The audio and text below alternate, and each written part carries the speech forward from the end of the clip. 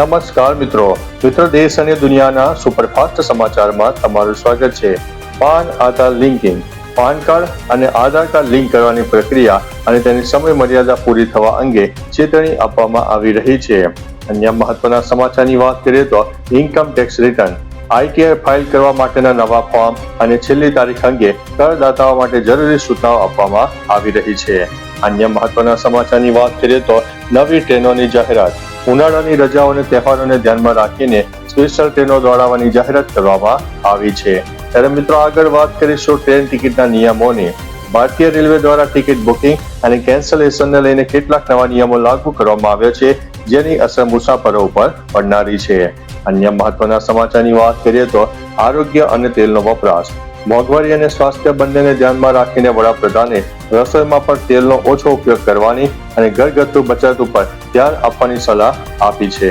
અન્ય મહત્વના સમાચારની વાત કરીએ તો નવો સરપ્રાઇઝ ગિફ્ટ પ્રોગ્રામ ચેનલ દ્વારા એક પ્રશ્ન પૂછવામાં આવ્યો કે ભારતની રાજધાની કોલકાતાથી દિલ્હી કયા વર્ષમાં ખસેડવામાં આવી। આ પ્રશ્નનો સાચો જવાબ આપનાર નસીબદાર વિજેતાઓને ગિફ્ટ આપવાની જાહેરાત કરવામાં આવી હતી।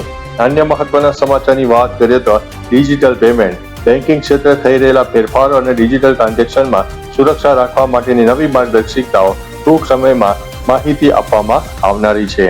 અન્ય મહત્વના સમાચારની વાત કરીએ તો ઇલેક્ટ્રિક વાહનો ઉપર ભાર વડાપ્રધાને જે રીતે પેટ્રોલ ડીઝલનો વપરાશ ઘટાડવાની જાહેરાત કરી છે, તેની સાથે જ પર્યાવરણ અને આર્થિક બચત માટે ઇલેક્ટ્રિક વાહનોના ઉપયોગને પ્રોત્સાહન આપવા અંગેની ચર્ચા પણ કરવામાં આવી છે। અન્ય મહત્વના સમાચારની વાત કરીએ તો ખેત પેદાશોના ભાવ વિવિધ માર્કેટ યાર્ડમાં ચાલી રહેલા પાકના ભાવ અને ટેકાના ભાવ અંગે પ્રાથમિક વિગતો પણ આ ન્યૂઝ બુલેટિનમાં આવરી લેવામાં આવી છે। અન્ય મહત્વના સમાચારની વાત કરીએ તો પીએમ કિસાન યોજનાની વિડીયોમાં પીએમ કિસાન સન્માન નિધિના આગામી હપ્તાને લઈને મહત્વની અપડેટ આપવામાં આવી છે, જેમાં ખેડૂતોને તેમના ખાતામાં જમા થનારી રકમ અંગે જાણકારી અપાઈ છે।